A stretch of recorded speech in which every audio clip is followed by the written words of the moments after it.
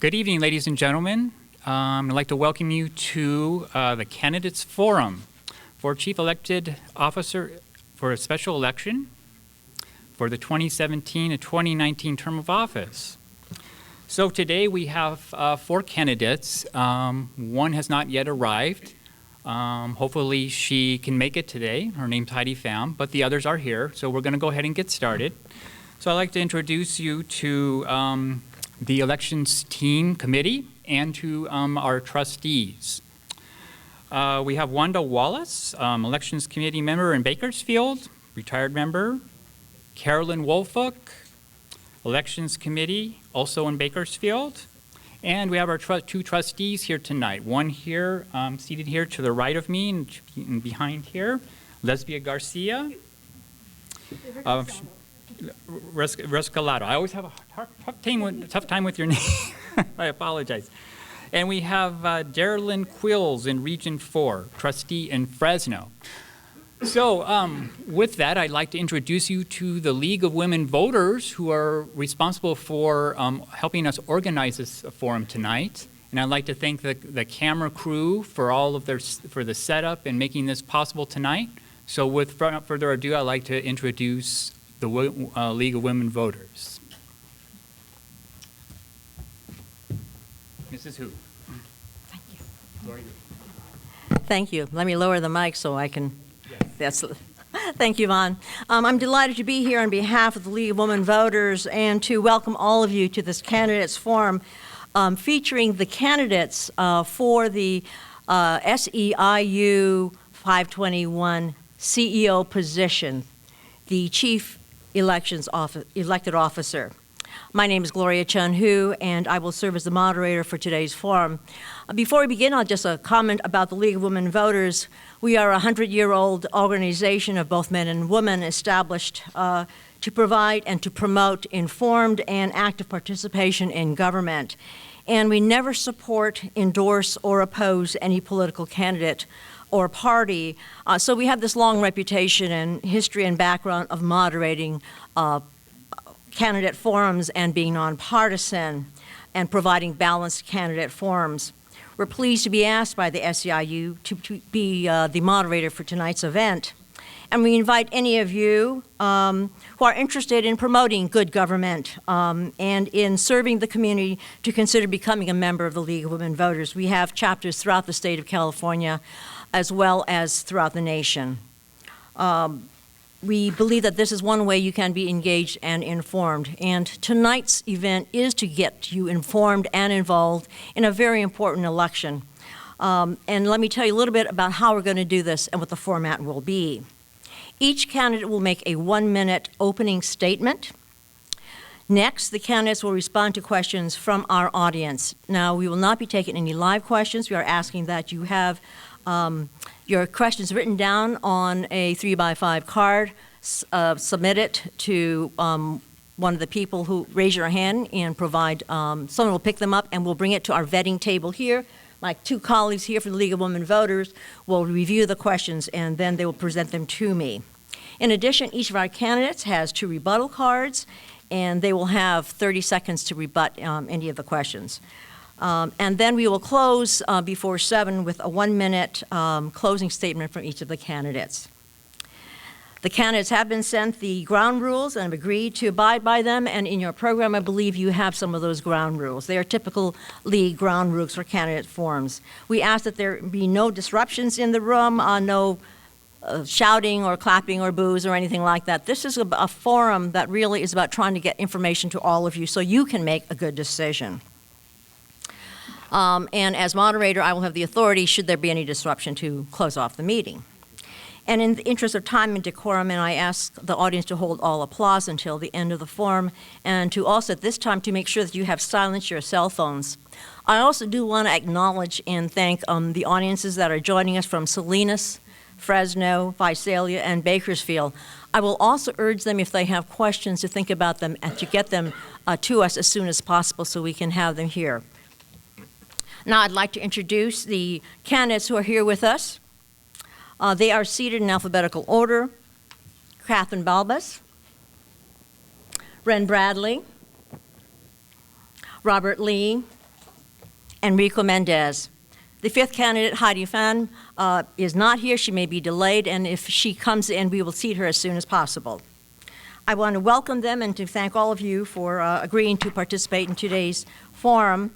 And I just want to mention that earlier we had them draw cards for the order of opening statement, and we will then have the opening statements based upon how they pull their numbers. So we'll start now, and the first opening statement will come from Catherine Balbus. Catherine. Thank you. I'd first like to thank the League of Women Voters and my fellow candidates for being here tonight to share our ideas and our vision for the future of the local. My name is Catherine Balbus, and I'm a candidate for Chief Elected Officer. I've worn many hats in my experience with this local. I've been everything from a chapter president to Chief of Staff for Regions 3, 4, and 5. I'm currently Managing Regional Director for Regions 3, 4, and 5. I'd like to talk to you tonight about how my experience best prepares me for the position of Chief Elected Officer. I think that my experience as a staff leader, but most importantly as a member leader, best prepares me for this job. I'd love the opportunity to talk to you more about it both during this forum and after. And I want to thank you very much for your time. Thank you. Ren Bradley. I guess I'm going to have to talk fast. Ren Bradley, I'm currently the chapter chair in Santa Clara County. I've been a member since 1988. Before coming to SEIU, I worked with the United Farm Workers for 3 years with Cesar Chavez. I cut my eye teeth with him. He taught me everything I know and set me on my moral compass, which means he always said to me, you do what you believe is right, and that will be the right answer. I've lived and breathed that message over 30 years now, and I had the opportunity to visit every single site in our region, and I found many, many members that were very dissatisfied with our union, all the way down to Bakersfield, Madera, Modesto. Not one person had something good to say about our union. I was very saddened by that, and more saddened to find out that in Bakersfield, our members aren't even making $15 an hour when our local has been fighting that fight. So I believe I'm the candidate in this anti-union climate to make sure that you have a pit bull at your work sites, and I thank you for the time. Thank you. Next, Rico Mendez, opening statement. Thank you. Good evening, everybody. My name is Rico Mendez. I'm another candidate for Chief Elected Officer of our union. I'm extremely proud to have been nominated by the members of our union from across every region to really be a future leader in this union at the highest level possible. I understand we represent 32,000 members or so. That's 32,000 families that we represent. Every decision that we as Chief Elected Officer, whoever wins, is going to impact over 100,000 individual people. That's the high stakes game that we're involved in by being leaders in the union, and it's extremely important that we do everything that we can and make every single decision that we can as transparent and as honest as possible. That's the type of leader that I am. I've worked in this union for over 15 years at the highest levels possible, from ground level operations on contract negotiations to the highest levels of the federal level negotiations for billions of dollars to fund public services. I've helped pass and run campaigns to raise billions of dollars that directly impact our members' jobs, and have advocated for policy that have not only saved public hospitals in California, but that have championed issues that you care about. Thank you. Thank you. Robert Lee. In 1979, my parents came to the United States to bring a better life to my family. And like many of you in this room, they made tremendous personal sacrifices to make that happen. Now, 14 years ago, after graduating from Cornell University, I made a very important personal decision, and that I would honor my parents' sacrifices by working for people just like them. Today, I am a father, and I am a husband, and I have a very clear message to our members today. I recognize that what we do in this union in terms of the status quo politics, in terms of the business as usual, embraced by this establishment of this union, does not work. And I am telling you, brothers and sisters, what we all know. It is time for change. It is time to disrupt the status quo. And it's time to build a real union together. Thank you. Thank you for the opening statements. We'll now go to the questions. And the first question is a very good one, I think, to be asking each one of the candidates. And the question is, what do you see as the top priorities for the benefit and betterment of our union members. And you'll answer the questions in this order. We'll start with Ms. Balbus, then Mr. Mendez, Ms. Bradley, and then Mr. Lee. So, question number one, what do you see as the top priority for the benefit and betterment of our union members? Right. So, over the past several years, our union has been under attack in various regions by Right to Work and others. The primary thing that we have to do is protect the members that we already have, put those members first, and grow the union. I think if we always remember that we have to put our members first every single time, if that is always the first thing in our mind and every priority that we set, we are always going to make the right decision. I've had a role in some of this work in the Central Valley. We've done some really great work there, which I'd love to talk to you about. We've been involved in a program called Member to Member, where we actually did put members first, brought folks in, trained them to how to communicate the message of the union to each other in the workplace every day. And we've really made a difference and turned those chapters around. We were under threat constantly, and we've turned that around, and the threat is abated, and now we have turned it around enough where we can start winning for workers. Thank you. Same question, Mr. Mendez. It's an excellent question. I'm glad you asked it because I've talked with literally hundreds of members just on this particular campaign, and what members are telling me, I mean, hundreds of members from every corner of this union, from the northern tip in San Mateo to the southern tip in Bakersfield and everywhere in between. Members are very clear that the communication in this union has really been severely damaged over the years, and it's our job to increase the communication and the information that people get directly to the work site.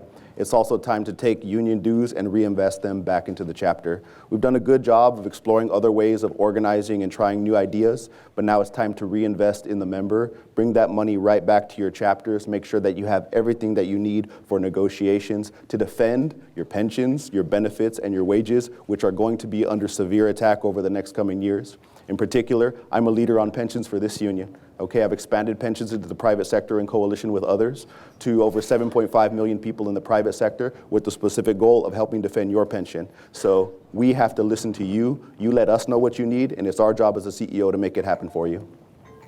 Thank you. Ms. Bradley, same question on priorities. Well, we've lost 2,000 members of our union in the last year. They've decertified from our union. And this is the message I heard loud and clear on the trail, is that our members have to come first. If we can't take care of our own family internally, then we shouldn't be trying to help everybody else under the sun. We've got to reconvene. We've got to make sure that our members are the highest authority.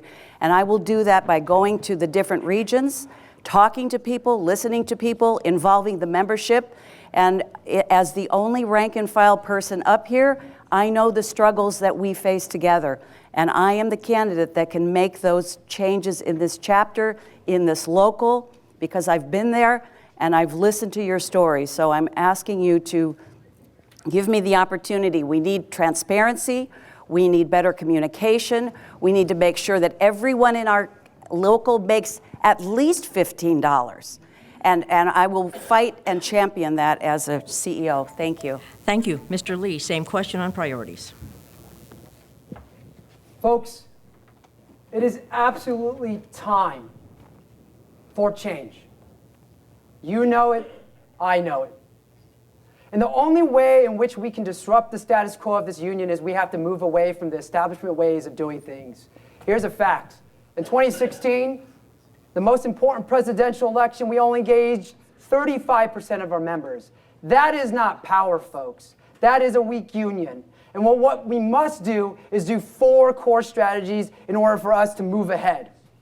And that is, we must organize, we must modernize, we must revolutionize our union, and we need to recruit and retain the staff talent, because if you don't have good quality staff working for this union, it trickles down to the members. And we need to invest back into our leaders, back into our membership, so we can have a strong, organized base. So instead of us begging our politicians to do something better, they're going to be coming to us, asking us, what do we need to do?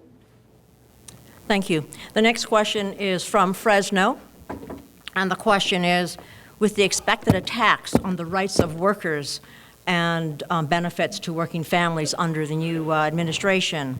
Can you be specific and tell us what are your plans to guide our local to fight and overcome these challenges that we expect as a result of the national politics? And the order we'll start with Ms. Bradley, Mr. Lee, Mr. Mendez, and Ms. Balbus. So, Okay. Ms. Bradley. Sure. So the first thing I do, it's very simple. We've got to listen to the membership in every area that we have members. In the Central Valley, we have fires raging over there. And you know, the workers in Bakersfield, they look to Santa Clara County, they say, you have the best contract in the world. Workers in Santa Clara County don't know that that isn't necessarily true, but compared to Bakersfield, it looks fantastic. So what we've got to do is send our members, our quality staff, down to areas where we have fires burning and lift that boat for those workers there. If we cannot lift that boat there and move forward, we will not be able to lift the boat in Santa Clara County. So we've got to take care of our members here. We've got to have someone in charge who will work with the members to make sure that we are strong, and we have a strong voice in every single chapter, and that we are not afraid to take on the county bosses. Thank you. Mr. Lee, same question. You're going to hear this from me a lot, folks. We can talk all big picture, all these things we want, but at the end of the day, our members want change. And I'm going to repeat it again. What we must do is organize the base of our union. You hear it loud and clear for our membership every single day. They can't even get a call back from the office. They actually don't even know that we even have a contract enforcement department. Members are asking for fundamental things like, how do I even run a meeting as a chapter chair? These fundamental things are missing in our own organizations, and that comes with organizing it, investing back into our leadership, and modernizing our union, because we have millennials today that say that this is a crusty old union from 1975, and I cannot relate to it. So what we must do is modernize it so they see a union that they can believe in and want to belong to. And then the third thing is, again, we must revolutionize our union. Right now, don't you get the feeling that every single day that trends are being set on us instead of us setting the trends? Well, we need to build a new type of union where we can actually set trends instead of being subjected to them. Thank you. Mr. Mendez. It's an excellent question. You know, one of the core differences between me and some of the other folks on the stage is that I'm going to speak to you directly in real talk about how it's going to really impact your life, not with rhetoric or jargon. They're coming after your pension. They're coming after your health care benefits. If the ACA really is repealed, we're looking at losing 334,000 jobs in the state of California. This is high stakes. This is serious, and it's going to impact every single one of us, as well as the services that you as public sector workers provide. That's what's at stake. You're going to need a leader with the experience that's operated at every single level in order to be able to advocate on your behalf, in order to understand when you tell me what you need, how to create a plan to implement a way to win. And that's what I've done here at the union for the last 15 years. That's been my job, and I've been very successful at it. I'm proud of my track record, and if anybody wants to talk to me afterwards about the types of things that we've been able to win, even in the darkest environments, that's what I'm most proud of, and I've done it right alongside all of you. Thank you. Thank you. Ms. Balbus. So Sister Bradley referred to the fires burning in the valley, and she's right. We've had fires burning in the valley. Our former chapter president from Fresno County told me when I decided to run for this office, you know, I'm going to support you because when our house was on fire and everyone was running out, you were the one who ran in. There was a time when we had decertification petitions moving through every single unit in Fresno County. At the time that I went in, we didn't know what we were going to do. We had a lack of communication. We had many problems there. We were able to turn that around. We were able to save those units. We were able to save the valley. But what else happened there was we identified problems with communication. That was the primary problem. And we developed programs there like Member to Member, like Better Valley Health, programs that really allowed the members to engage us and really allowed them to engage each other and really allowed them to engage the people with power. This really turned us around there. I'm proud of the work that we've done in the Valley. I'm proud of Fresno County, and I think we're on our way. Thank you, Ms. Balbus. The next question has to do specifically with, and some of you refer to the work you've done in the past, but can you give a specific example of your grassroots organizing skills? And how did that change or result in a good benefit? And the order will be, we'll start with Mr. Mendez, Mr. Lee, Ms. Balbus, and then Ms. Bradley. Okay, so the question again, starting with Mr. Mendez, is give an example of your grassroots organizational skills and what change or benefit did that result in? Thank you. So that's one of my greatest strengths. I'm proud of that. I've engaged in grassroots struggles from day one of becoming a community political organizer here in the local 13 years ago. One of the latest ones that sticks out in my mind, it's very serious, and it was a fight to protect libraries in Kern County. There was a private for-profit company that came in and tried to privatize all 32 branches of the library system in Kern County. They don't have city libraries there. That would be 100% of the libraries. It was the most difficult battle that I'd fought in a long time because the Board of Supervisors there is very conservative, very anti-union and anti-worker. And so it took a community coalition that we helped lead. And it was difficult because if we were leading as the union, it would have been difficult to get the win that we had. We had to let the community lead, and we had to play a supportive role by providing all of the information and the resources to make it happen. But in the end, we chased that private for-profit company out of Kern County for now, and we protected those jobs. But now we're going to have to go back and do it again. I know that because they're going to keep coming back. And if anybody has the experience at the grassroots level to protect jobs, it's me, because I've done it. Thank you. Mr. Lee? Hi. As the only candidate in this actual election that has been an internal worksite organizing director, here are 4 things that show the change that I can bring.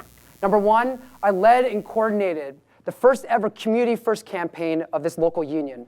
That is where, actually on that campaign, we coined the phrase Community First. I also led and coordinated the largest contract campaign affecting the lowest wage workers of this union, 20,000 home care workers, and negotiated the highest wage rate in the state of California. I also worked with community organizations and members in order to work on the first comprehensive living wage ordinance to ever pass in the United States. And I also worked on the largest member organizing campaigns in this union. In 2014, we signed up over 4,300 workers. When I was chief of staff, we signed up over 1,700 public sector workers.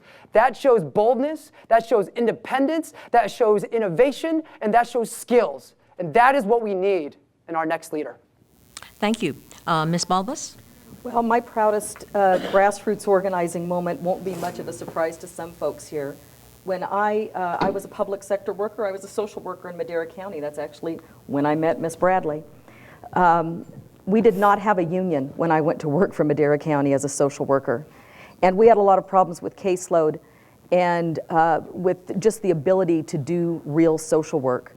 I was the vice president of our association at that time, and we just weren't able to deal with it. When a coworker told me about this union, it was Local 535, that represented social workers and other public sector workers. And so we decided to try to form a union. And that's exactly what we did. I was part of the organizing committee. It took a year. It was, don't let anybody tell you that organizing a public sector union happens without a fight. Look, bosses don't like to give up power. They don't like to give it up. And we had to fight, but we did, and we won. And I became the chapter chair of that chapter, and among many other things, and ultimately came to work for the union as an external organizer, and I'm here today because of that. So my proudest moment was organizing my actual chapter into the union some 20 years ago. Thank you. Thank you. Ms. Bradley?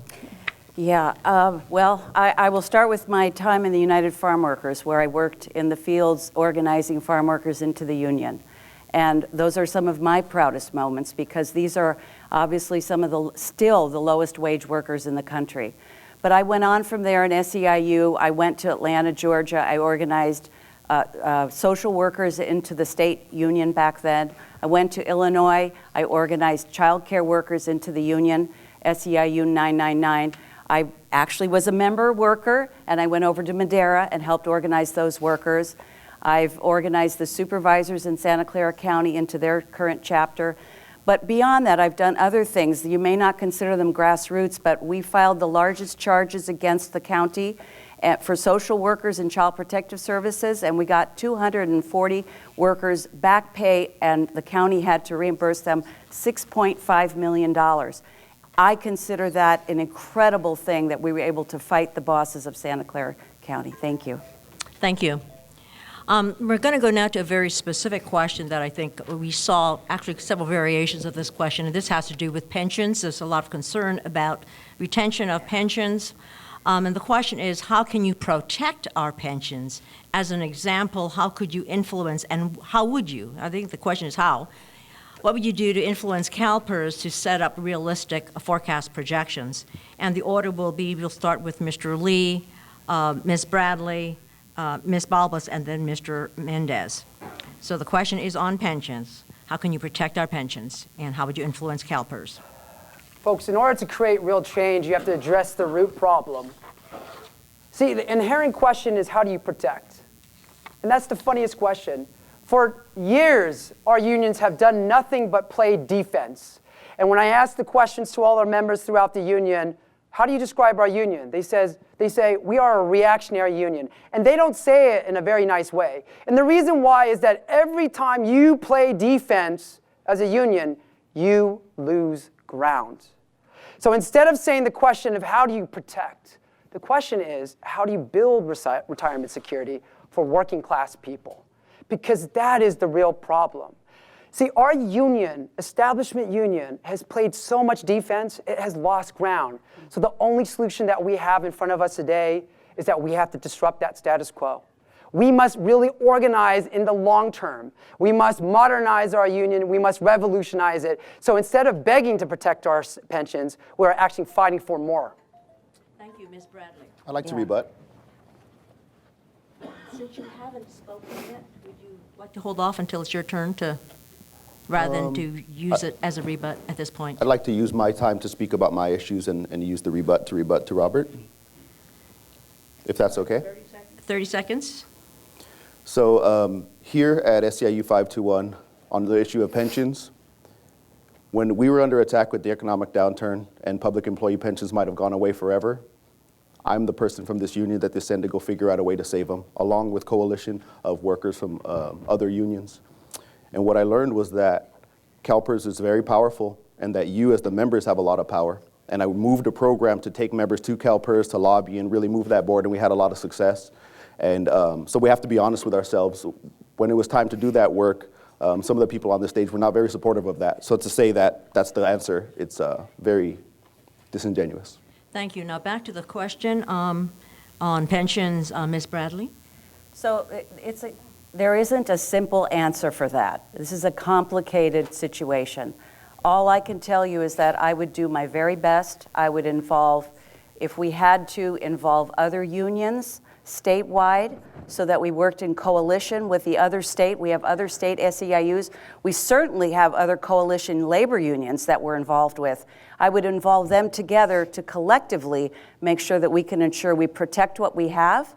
And then in terms of CalPERS, we have the ability to change who is on the CalPERS board. We've done it already. We have CalPERS board members that are accountable to us. If we need to do that more, as Rico Mendez said, we need to lobby more with the CalPERS board. We've done it before, we can do it again. But this is not going to be an easy time to do it. Again, I'm just going to say, I come from the rank and file, so I know the stakes and the struggles that we're going to have to go through, and I'm committed to be there as much as I can. Thank you. Ms. Balbus? So I agree, actually, with Mr. Mendez and Ms. Bradley, but I will say this, that the greatest resource that we have as a union is our members. And, you know, it's not just CalPERS. There are many of our chapters that are 37 Act chapters, so their pensions are through there. There are various retirement boards throughout the local for those people. We have effectively gotten one of our members, longtime member leader out of Fresno County, Laura Basua, elected to one of those retirement boards. This is something that Ms. Bradley was talking about. These are the things that we can do. We can get people elected to those boards, have a voice on those boards, and try to influence it from the inside rather than the outside trying to push in. Thank you. Mr. Mendez, now you have your 1 minute to respond to the question about pensions. So I'm glad she brought up Laura Basua. I actually am responsible for helping elect members to these 37 Act county boards, and I helped elect Laura Basua as well as others in other counties. The other thing I'd like to really point out is that at CalPERS level, that's a serious, gigantic pension system in California, $250 billion. Santa Clara County, our largest chapter in our union, is the second largest contracting agency in all of CalPERS. So when Santa Clara County workers go to testify, that board pays attention, and it's a very powerful board.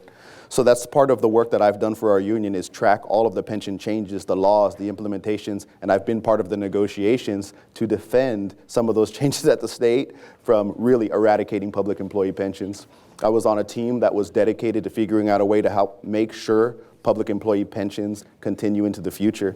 And what we did was expand pensions into the private sector for 7.5 million people with a law that I helped write. And what that does is it means that the next time they come to vote on taking away your pension, now there's going to be 7.5 million more people that are invested in the idea of protecting pensions. And that's how we win in the future. Thank you. I will note that we are joined here at the platform with our 5th candidate, Ms. Heidi Pham. And glad that you could join us, and if you're comfortable with responding to that question, we'll have you answer that. It's a 1 minute question response, and the question is, how can you protect our pensions? For example, how would you influence CalPERS to set realistic projections?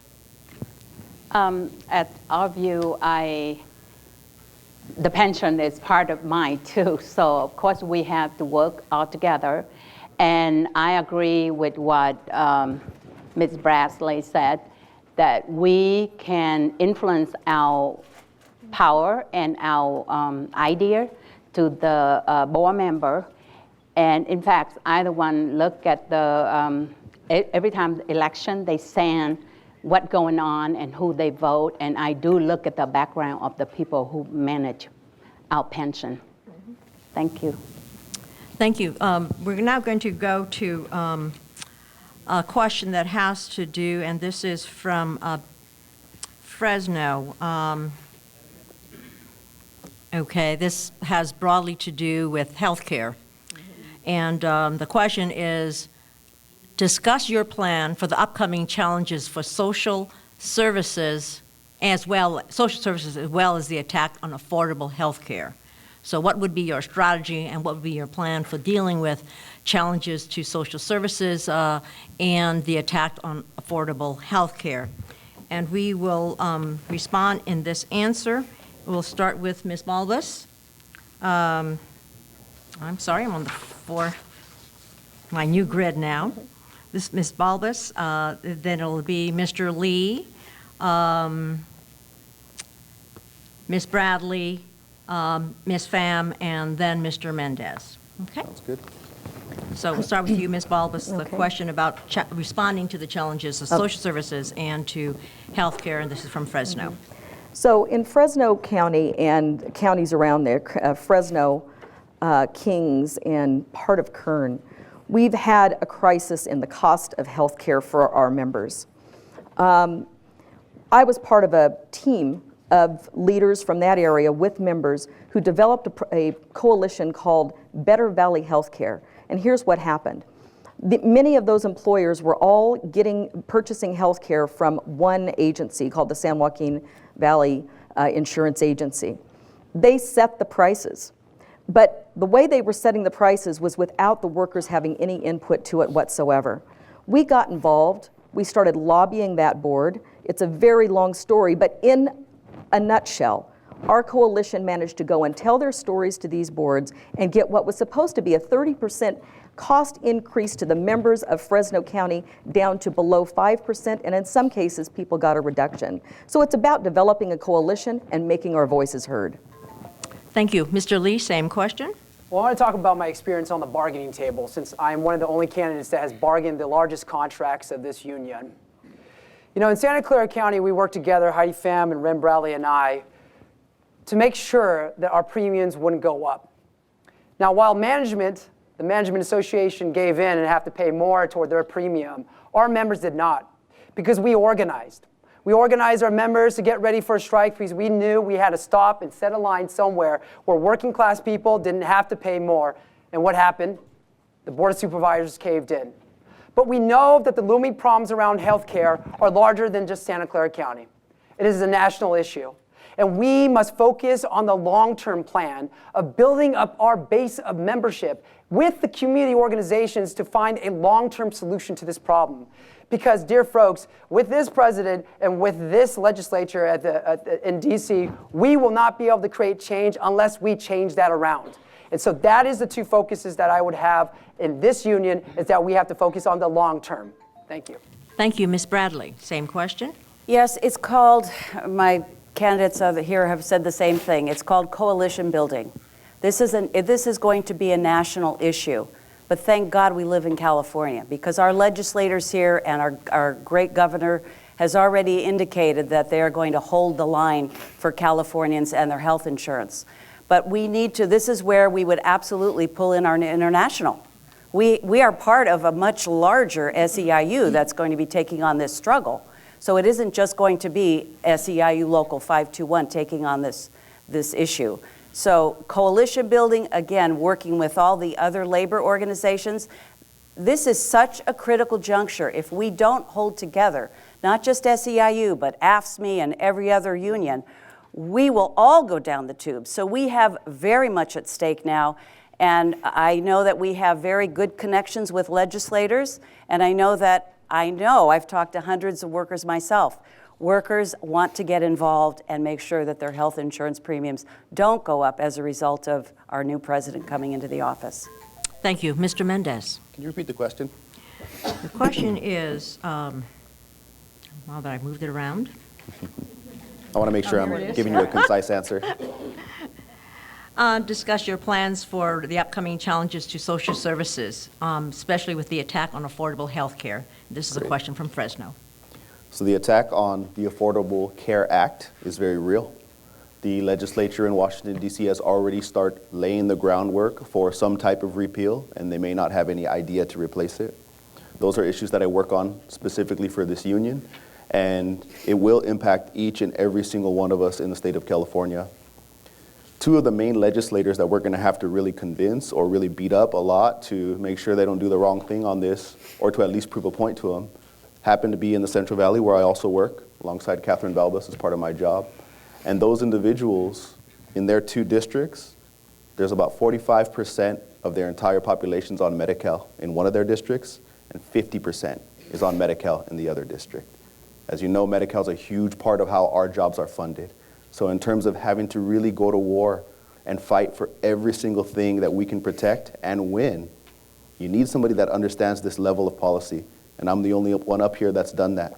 So that's why I want to be in this position, so that I can be an advocate for you. Thank you. Thank you. Ms. Pham, same question. I'm not afraid. I'm very optimistic. From a child from Vietnam War, I came here in 1975. I seen death in front of me. So this just another problem, another barrier that we have to go through. And as you know, about Obamacare, at the beginning, we have just a mask. Do you remember? So, and we went through all of that. With this thing, I believe, being Californian, I'm so glad I live here. California is another nation in the way, and we will protect whatever that we believe and we need it. So I'm not fear of it. I know that for sure we will find a solution. And I will be a part of it for whatever unexpected and unpredictable future. Okay, now we're going to move toward what we call in the league our lightning round questions. Candidates do not have a minute. They have about 10 seconds to respond very quickly. And I'm not going to tell you the order. I'm just going to call you. Okay, so we'll do two questions in lightning round. And we'll start with this one. Are you going to increase funding to the Central Valley, or would you increase funding to the Central Valley if you were in the CEO position? Ms. Bradley. Yes, I would, but I'd make sure that we have quality staff. We have to restructure this entire local so that we can bring the resources where we need them. Right now, we are very top-heavy, so yes. Thank you. Ms. Balbus. It depends. and it depends on what the programs are and what the needs are on the other chapters of the local. So yes, certainly I work in the Valley. It's my job to develop the Valley and develop the programs in the Valley, but I'm putting members first. Thank you, Mr. Lee. Yes, absolutely. And we need to develop a plan in this local organization because none exists. That will be our guiding star to determine how we allocate resources appropriately in this union. Thank you. Ms. Pham. Definitely, we need to restructure the central and the local here also. And we've been having a lot of time to do about it, but nobody willing to do it. That's why we have this kind of problem. Thank you. Thank you, Mr. Mendez. Yes, absolutely, and I'm the only candidate that's already done it. I've gone out and raised over $250,000 from other organizations and brought it right to the Central Valley for specific campaigns to directly impact and support member contract campaigns. I've done that because I have the respect from other organizations that are willing to contribute to our campaigns. Okay. Next lightning round question. Boy, this all has to do with money. The question is, would you support changes in local and chapter bylaws to set up a maximum cap for union membership dues? Touchy question. Mr. Lee. I would say this is a question for our membership to vote on. What we do know is this, is that in 2018, we will become open shop, and we will lose about $2 million in structural revenues to this organization, and we must deal with that problem. Thank you. Mr. Mendez. Can you repeat the question? I think there was something about a member committee in there. Would you support changes in local and chapter bylaws to set up a maximum cap for union membership dues?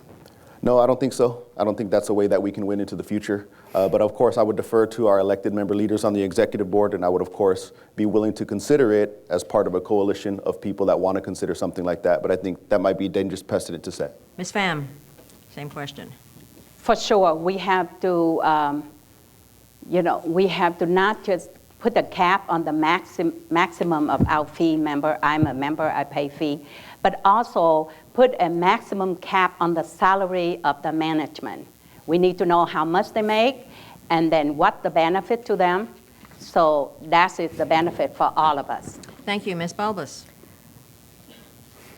I'm sorry, what was the question? I know, after a while.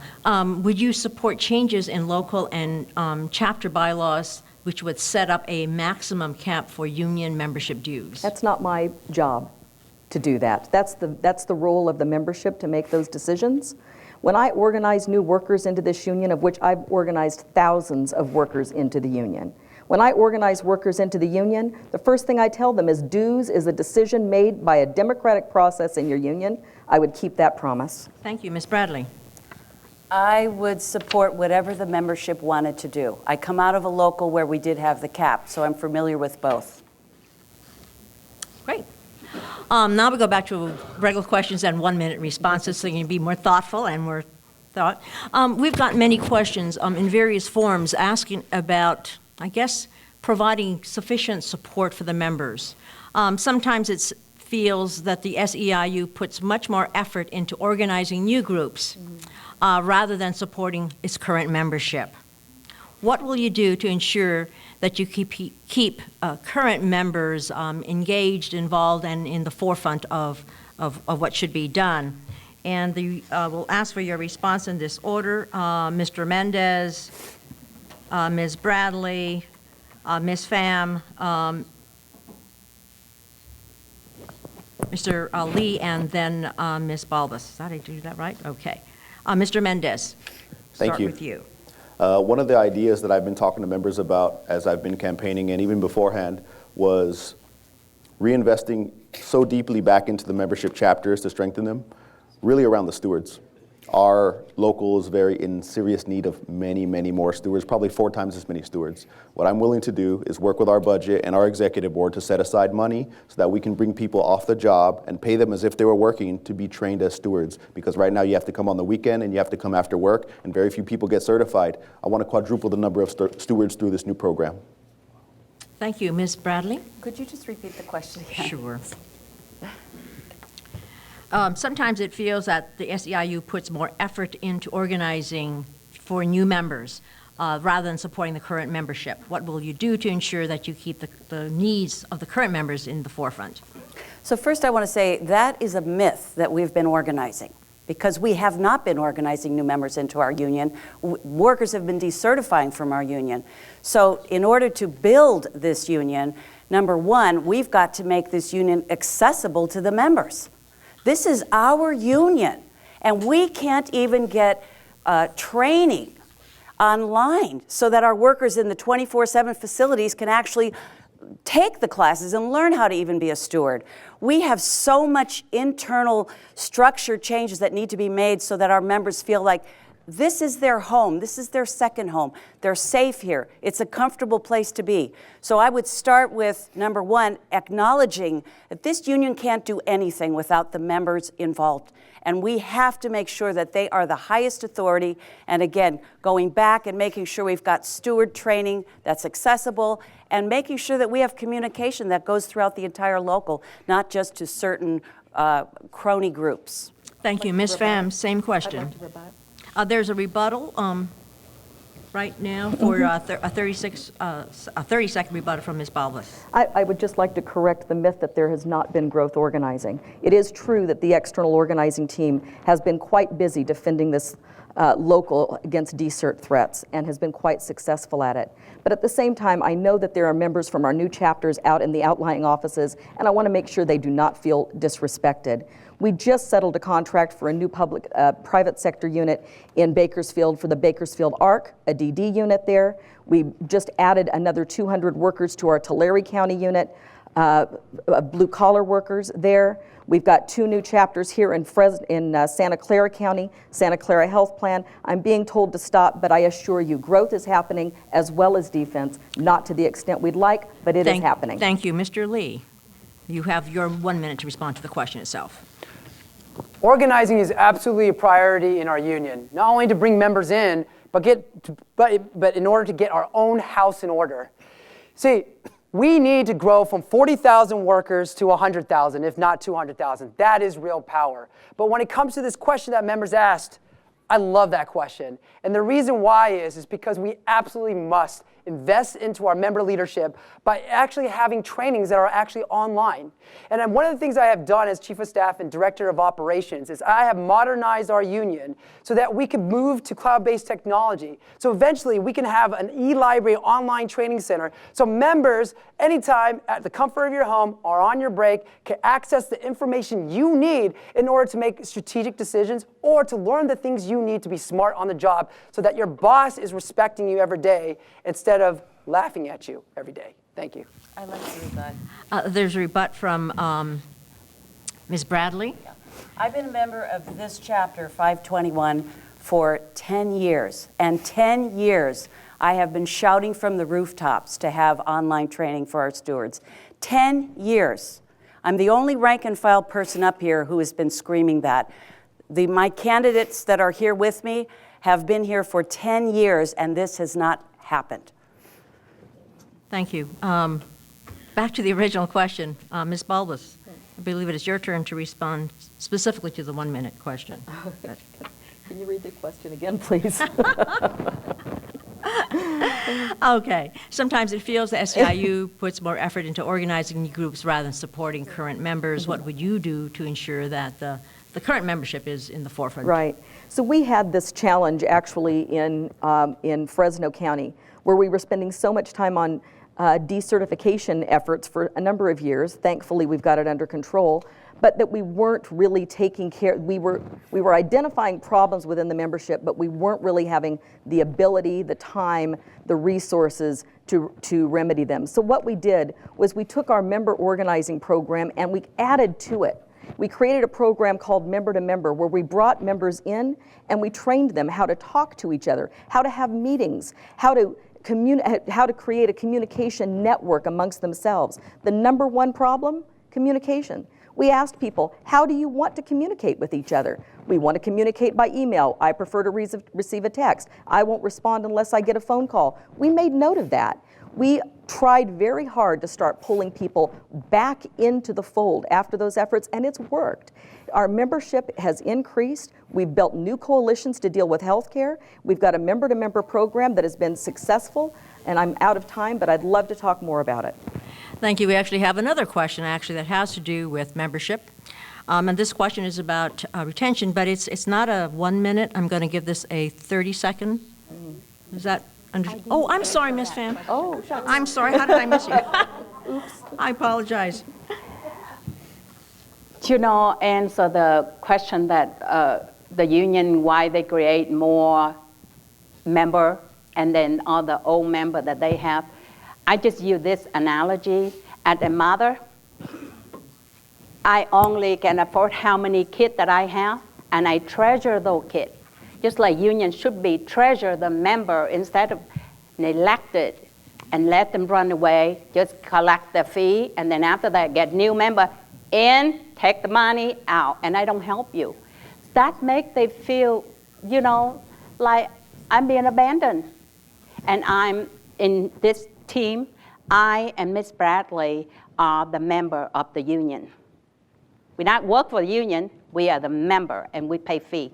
So I do believe, you know, the union need to pay attention to whoever the member for years and been ignoring for years, abandoned too. Thank you. Wow, I have 2 rebuttal cards there. first. We'll start with, we'll start with Mr. Mendez, and that's your final rebuttal. I'll defer to Robert if he And- raised his hand first. So it's okay. All right. What you called on Rico, go ahead. So I want to explain to those of the members out there that may not understand our external organizing department. It's a really important department. It's how we grow the union. It's got a budget in our union of about $4 million a year of member dues money gets set aside for it. And so in this union, part of it is organizing new chapters, but they don't pay dues until they get a first contract. And in all the years we've been SEIU 521, I think we've only gotten 2 first contracts, and they both happened just in the last year. So $4 million a year, that's really not a great investment if we're having that level of not success. So I'm ready to change that and make it happen. Thank you. And the second rebuttal is from Mr. Lee. Actually, strangely enough, it's sort of a supportive comment. You know, I was really inspired by what Heidi said about family because, you know, in spending time with members throughout the whole entire local over the past 2.5 months, we have to recognize that there is a disconnect between our member leaders and what the union does. Member leaders have described multiple times how they feel like the union is not being responsive to them, even though they want to be able to build the union. And I think that is why I am running to become chief elected officer. It's because we need to be able to have a union that connects back to its membership, back to its leadership, and provide the firm training that is necessary every single day so that we can have a real union. Well, you know, I want to first apologize to Ms. Pham about missing her earlier in that round. So I'm going to start with you in this one. But now this is turning the series of questions around a little bit. We talked about membership and their needs. Now there's a question here about staff. How do you plan to support union staff in their efforts to support union workers to achieve, to better achieve their goals of the local? And there have been some concerns about, and this question doesn't specifically ask it, but there were concerns about the previous layoffs of union, of staff, SEIU staff. So the question here is, how do you plan to support union staff in their efforts to support the work of the union so that they can better achieve the goals on behalf of the SEIU? And we'll start with you, Ms. Pham, and we'll then go to Mr. Mendez, Ms. Balbus, Ms. Bradley, and then Mr. Lee. I am a labor worker, believe it or not. I love the union staff. The frontline worker, the bottom one, get less pay. And when they let it go, this is those people. Over the years, those people are the ones help me. I feel that help. And I've been helping very properly. And it's broke my heart to see these people go. The management, I can't say like that. I can't say that for them. So the people I work with, the staff of union, they are the one building this union. And I'm really grateful for your help, the staff, frontline worker of 521. Thank you. Thank you, Mr. Mendez. I'm glad you asked about the layoffs. It was one of the worst things I've ever seen happen in our union. One of the gentlemen that was laid off is actually back to work now. His name is Valdemar. He's in the back, and he's a custodian here. He's back to work because we inappropriately laid him off. We made two of the people that are up on stage made the decision to lay him off, and it was inappropriate. So thank God he's back. And so that's something I would never do. I'm a leader that actually supports staff, and as a result, the majority of the staff that have signed up to become SEIU 521 members to get involved in this campaign are supporting me, and I'm very proud of that. So I will always defend the staff and support them with anything they need. Thank you, Ms. Balbus. So first, I want to respond a little bit to what Mr. Mendez just said. I had no role in any decisions to lay off any staff. But in terms of what resources we would bring to our staff, staff is always in need of some sort of staff development. They're always in need of some sort of resource to help them meet the needs of the members. They can't go out and train their stewards without those kinds of resources. So one of the first things that I would do is make sure that our staff had absolutely the training that they needed to be able to give the members what they need in the field. This is really, really important because I've had a number of staff come to me after years on the job and say, I'm embarrassed now to say, people assume I have a skill set because I've been here for so long, but it's really a skill set that I never owned. And so we really have to do an assessment of what our staff skill sets are and give them the training and the support and the development that they need to be able to meet the needs of the members. Thank you, Ms. Bradley.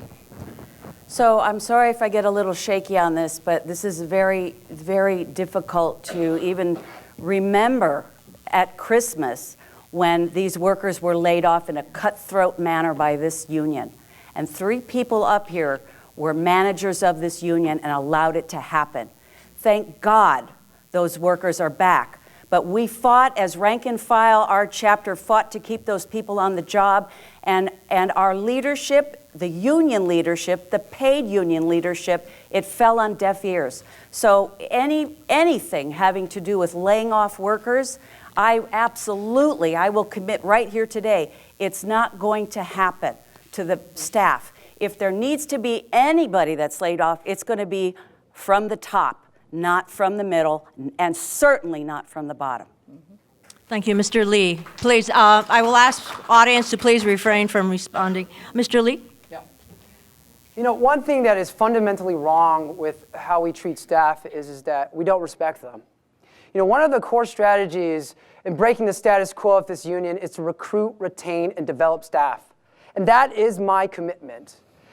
One thing that is an infrastructure problem in this union is that we only have one educational and training director position, which is vacant, by the way, for 1,000+ leaders and 130 staff.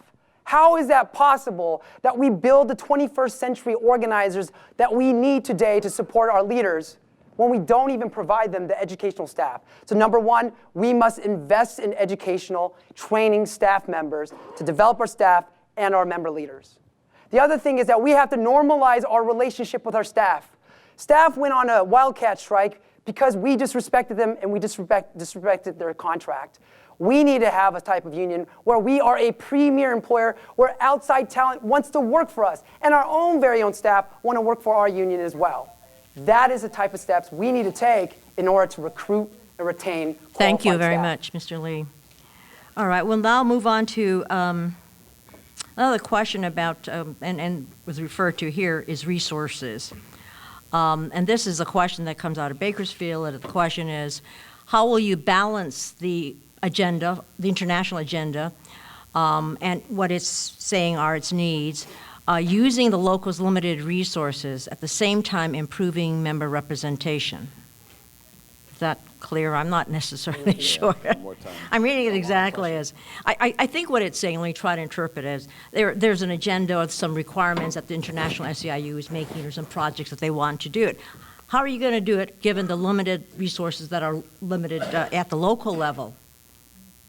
I think that's what the question is. Does that seem about right?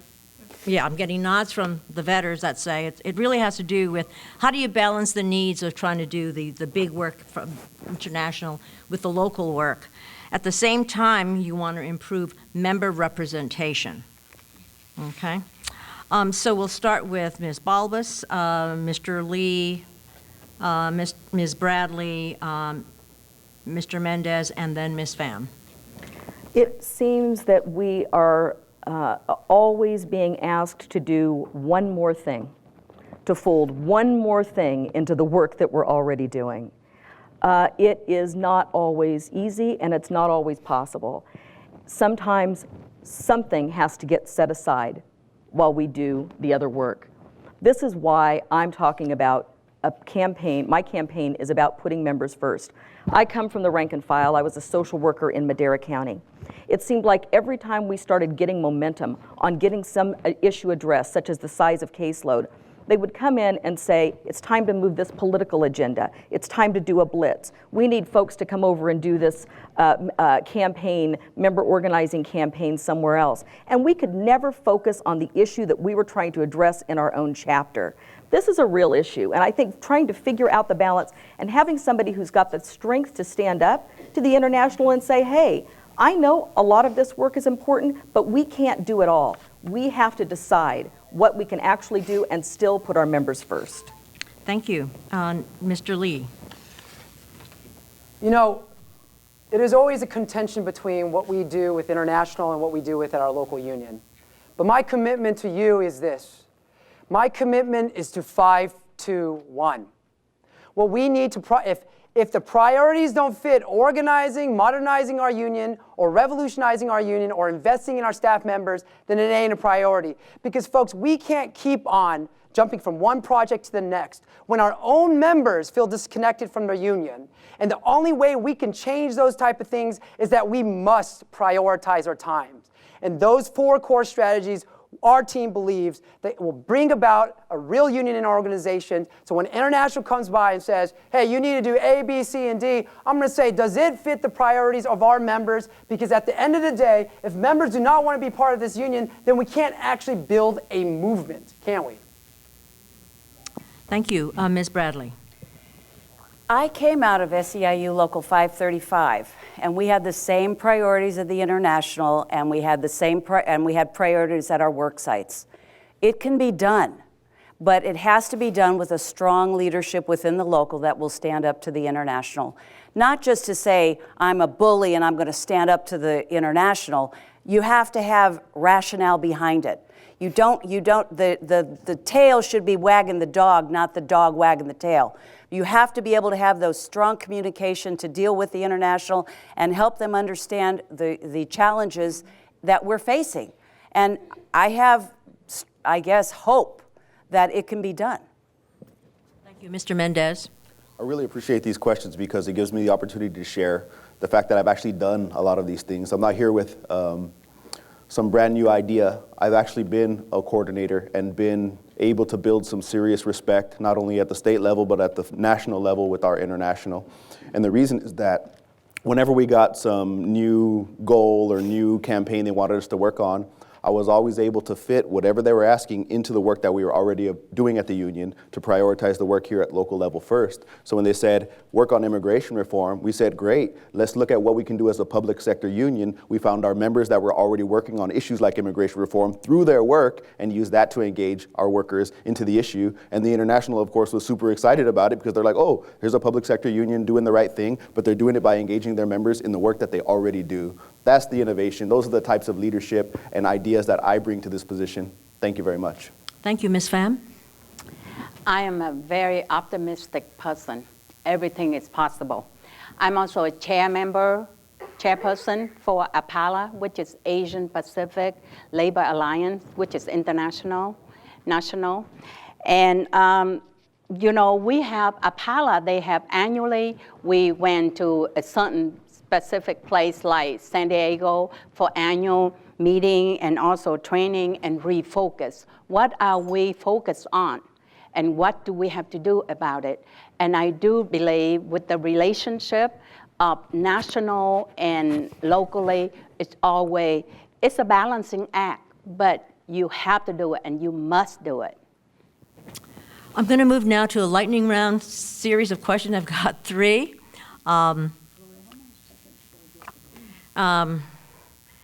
It's going to vary. Okay, the first one will be 10 seconds. Okay? And the question is, actually, it could be less. It could be 5 seconds. The question is, how many years were you in the rank and file? Ms. Balbus. Yikes. Don't give away your 10. age. No. 10 years, okay. Ms. Bradley. 21. Mr. Lee? I actually graduated Cornell University and entered staffing right away. I dedicated How my many years is that? Yeah, so that's 0. Oh, okay. I dedicated my entire college career to then work full-time for labor. So 0 as a rank and file, but 15 for SEIU. Ms. Pham? Rank and file. I graduated college in the 80s. I get my master 6 years ago. I worked for government about 15 years and was the Navy 6 years. I was in the Navy reservist for 6 years and did a lot of, volunteer for a lot of local. Okay, thank you. The next question, again, lightning round. This will be 30 seconds. Okay? International is very interested in getting more retirees to join SEIU. What ideas do you have to help the current 521 retirees double the membership in the next 2 years? And we're just going to go in the reverse order. Ms. Pham? The next 2 years, I'll be a retiree. If I want to, just look young. But anyway, I talked to my coworker. I work for probation department. I want to organize, because I belong to the dentist and vision, which is when we retire at the county employee, we have no vision, no teeth. So I try to set up, just privately with a group of dentists and optometrists, optician, whatever, to help us about eye. And we become like member, $50 a month and things like that. That's what my planning, and I already start on it. Mr. Mendez? So I work with a tremendous amount of retirees. They're some of our most active workers and our most active, political activists in our union. So I do think I have a really good connection with the current activist retirees, and I think I trust them to help figure out how to grow that. But I know that one big thing that's going to impact all of them is the fact that they're already retired is protecting their pensions, and that's what I do for this union. So I would engage them probably through their pension. Thank you, Mr. Lee. There are 2 innovations that we need to employ in our union. Number 1 is that we have to negotiate in every single contract and possibly pass legislation at the state to guarantee that we can have 10 minutes to 20 minutes with every single person that is about to retire from any public agency or any nonprofit we represent. That allows us to have the conversations with our retirees before they retire and engage them to become members of this union. Number 2 is that we also should use strategic voice authorization. So a technology that we used while I was a home care director. We should engage every single retiree once they step out of their job by making sure we have this company call them. Thank you. Ms. Bradley? I'm glad you asked that question, or whoever asked it. We can't even get our retirees to get the form online with SEIU 521. I just talked to a member today who retired, and she called yesterday, she talked to 5 different people in this local, and she couldn't find out no one could help her to even find the form for a retiree. This is what we're dealing with. For God's sake, put the form online. Let's just start by very simple. Put the form online and put it in a place where our retirees can find it. Thank you. Ms. Balbus? Some of our most active member organizers are retirees, and that's because we give them opportunities to do the things they enjoy doing. So some of them go out and talk to workers. Some of them are engaged in other things, community organizing, other aspects of the local. Perhaps they're interested in pensions. Some of them is merely social, but I think we have to give them the opportunities to engage in the things that they want to engage in with the union, and they will come. They do. All right, the next one is going to be kind of fun. Kind of fun. Let's see. I think we'll give it 30 seconds, but you're going to have to talk fast. Given the heat of the election, and someone said it's been very difficult, can you say one nice thing about each of your competitors? Oh, boy. 30 seconds. And we'll start with Mr. Lee, Ms. Pham, Mr. Mendez, Ms. Balbus, and then Ms. Bradley. Catherine Balbus is a wonderful matriarch of her family. She's a great organizer. Ren Bradley is a fiery chapter chair that has definitely been committed to her members as Santa Clara County chapter. Rico Mendez is a wonderful father, great political director, and Heidi Pham was a great steward and continues to be a great negotiator. Thank you. That's very nice, Ms. Pham. I'm sorry, but I don't know you. That's why I heard about you, but we never have a chance to work together, but maybe from now on. But so far, all your idea, I like it. I like it. And Miss Bradley's wonderful. I've been knowing her at least 12 years. And Mr. Lee is a very good, fair leader person that the lead of our negotiator. And this is Mr. Politician behind the scene. If I need to know anything about politics, there, Mr. Mendez. Very nice. And Mr. Mendez. Well, Heidi, dedicated. Robert, focused.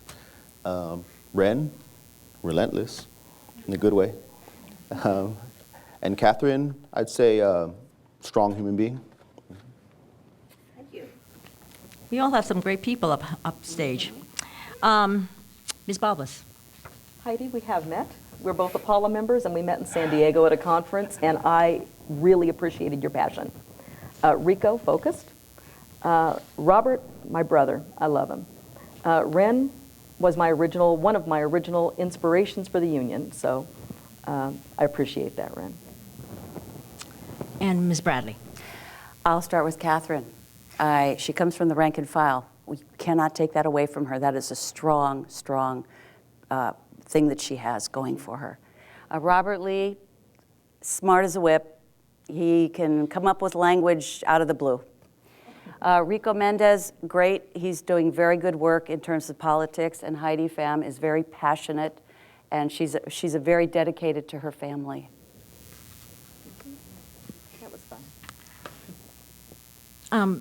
Well, it says something to me that we have 5 really good candidates for all to be looking at. And I've just been given the sign from my panel here that I've just got one more question I can ask. So I'm going to ask this last one that has to do, again, about resources. And I think that's always a question that organizations have to deal with. And the question is, the SEIU is in itself a large organization. And, Local 521 is one of many in its structure. But there may be opportunities to leverage funds. What experience do you bring, and how would you leverage the resources and support of the international, state, and local levels that would benefit all members? So let me repeat that again. While SEIU is a large organization and a 521 is one of its members in the structure, can you talk about your experience that you could bring, and what would you do to help leverage the resources from the international, the state, and any other local levels that would benefit the membership? And we'll start with Ms. Bradley, Ms. Balbus, Mr. Lee, Ms. Pham, and Mr. Mendez. And this will be a 1 minute, back to the 1 minute. So it's a complicated question. So I'm not going to be able in 1 minute to tell you exactly what I would do, but I can tell you I have had the experience with the international. We leveraged with the international to set up across 50 states where we represent social workers. We had a whole thing going on to try and look at reducing caseloads for social workers. When we became SEIU 521, it stopped. Okay, I absolutely intend to bring that forward again, number one. And we also represent a huge number of eligibility workers. We've got to be able to leverage with the international and with the other. AFSCME represents a lot of eligibility workers as well. We need to leverage with them to reduce caseloads for eligibility workers. Those are 2 real examples that I've been involved with the international, but I also have many, many friends in California who are legislators, and they're ready and willing to step forward, not just for social workers or eligibility workers, but any other group of workers that needs workload reduction. Thank you. Ms. Balbus. This is a very complicated question, and we certainly can't address it in 1 minute. I will say that the campaign that Ms. Bradley was referring to for the caseloads for children's services social workers, I was also involved in at Local 535, and some of the work we did there really could serve as a model here at Local 521. We did it there. We leveraged resources there. It was effective, and we did win some. And I think that those experiences, bringing those experiences forward, is one of the things that we'd have to do. Again, this is a very complicated question. It can't be answered in 1 minute, but I do have some experience that I share with some others on this. Thank you. Mr. Lee. You know, when I was the home care in Santa Clara County director representing about 30,000 workers of this union, when we ran the largest membership drive where we signed up 4,300 workers, I worked closely with International to bring in over hundreds of thousands of dollars to our union so that we can actually hire member leaders to go on a Lost Town program, to knock on people's doors, to sign up membership. That is the experience that I bring to the table as an internal worksite organizing director, which none of the candidates up on this front right here has ever been.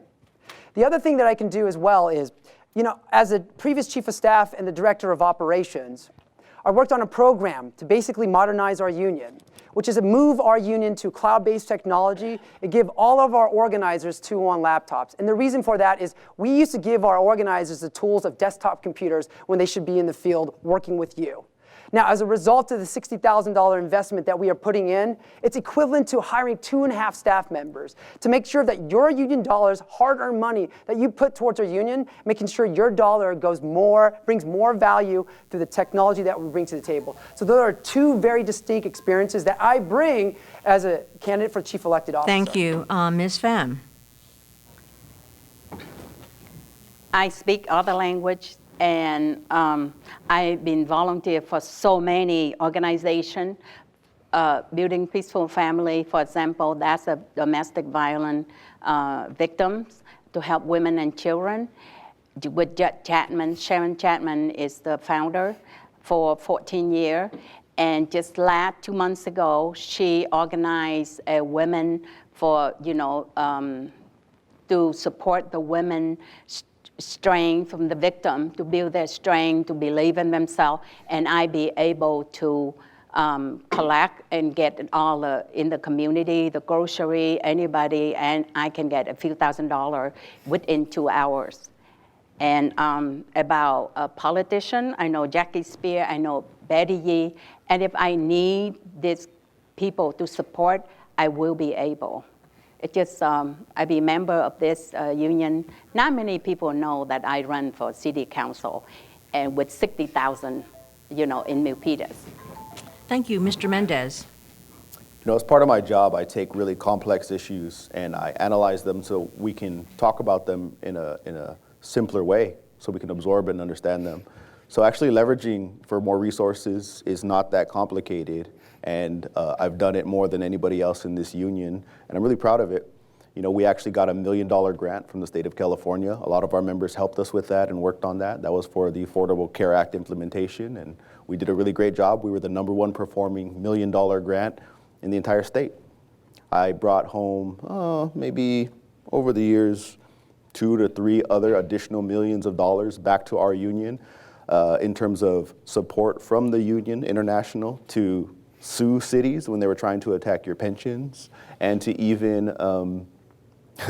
do a member political organizer program. So, some of you are in the room tonight. We brought them off to work on the election. They did some of the best work I'd seen in years. So I'm an expert at it, and I'll continue to do that.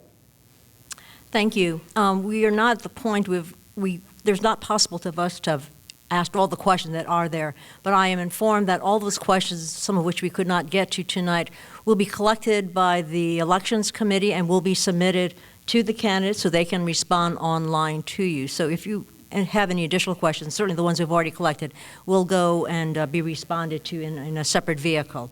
I also want to comment that we haven't asked too many questions about the individual's background, because you have a lot of it here in the materials you have. There are also longer statements, candidate statements, I believe, on the SEIU 521.org website, so you should go there. There'll be more resources. So please do take advantage of that. We also want to now continue with closing comments from each of the candidates. We will go in the reverse order from which the opening statements were made. So we will start with Ms. Pham, Mr. Lee, Mr. Mendez, Ms. Bradley, and then Ms. Balbus. So it's a 1-minute closing statements and their final opportunity to say why we should vote for the individual. Ms. Pham. Don't count the time yet. First of all, I need to say that on the statement of candidate, my picture was upside down. I think you will remember, and that's a special point. I'm the last one, and I'm the first one registered, and now my picture, the bottom one, upside down. Just to get attention from you. I think it's correct on this sheet. No, on the line, on the online. Check the online. I'm sure that Yeah. I cherish transparency, honesty, fairness, trustworthiness, and fiscal responsibility. These are the reasons that why I'm running. If I be, no, I don't want to say that because I'm going to say next one. Our rainbow of hardworking members deserve the leadership that listen to their concern and act on their idea. And as a single mother and child orphan college graduate negotiator, I have a variety of experience to offer. And we need to change our democratic process, help it back to shape. I would like to bring changes, or whoever I support, I wish that they can bring changes to renew the hope and revitalize our union. And this is my last. I will withdraw my candidacy, but I will support Ms. Bradley because I believe in her. No response, please. That was something we weren't expecting. Next, Mr. Lee. This election is going to come down to two choices for our membership. Either we are going to vote for the establishment candidates that have been handpicked, or we are going to vote for change. We're going to either vote for change in order to build a real union organization so that we can actually set trends as a union as opposed to being subjected to them. Now, the American dream in the United States is on life support. And we have a very simple choice of either sitting by its side and waiting for it to breathe its last breath, or we are actually going to find a remedy to build a real union and revive the American dream. So I am calling upon all my brothers and sisters in this union to vote for change, to vote to disrupt the status quo, vote to build a real union organization, and vote for Robert Lee. Thank you. Mr. Mendez?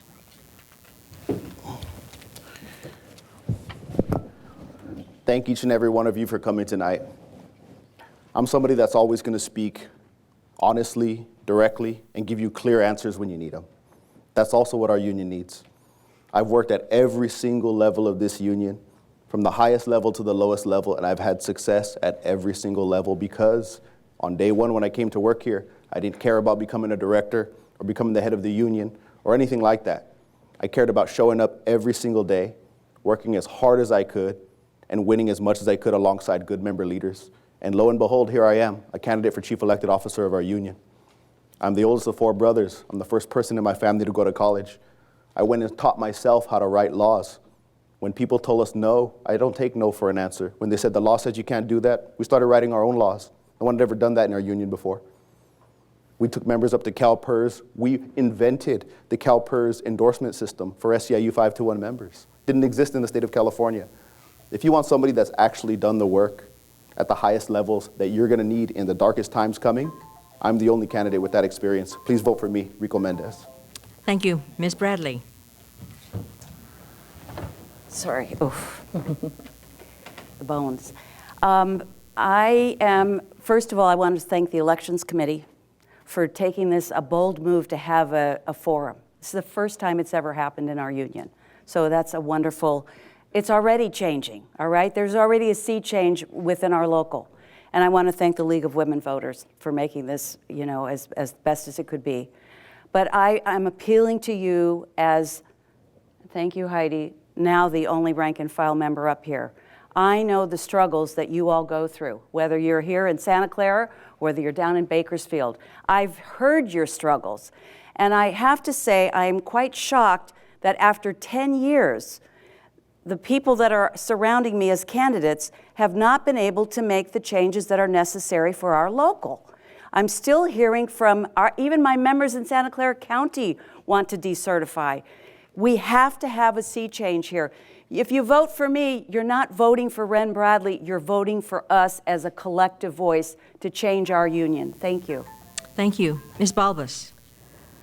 I want to thank everyone for being here and spending their time with us on this blustery night, and I really thoroughly appreciate that. I am the only candidate upon this dais that has been both a rank and file member leader and a staff leader. And I put the rank and file member leader on top. That is the most important thing that I bring to this.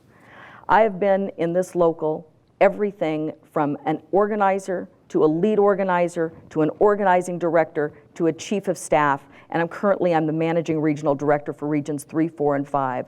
I'm the only one that has had the experience dealing with that vast a number of regions and chapters and job classifications in this union. I've dealt with a very large budget, and quite frankly, to be honest, we saved the valley.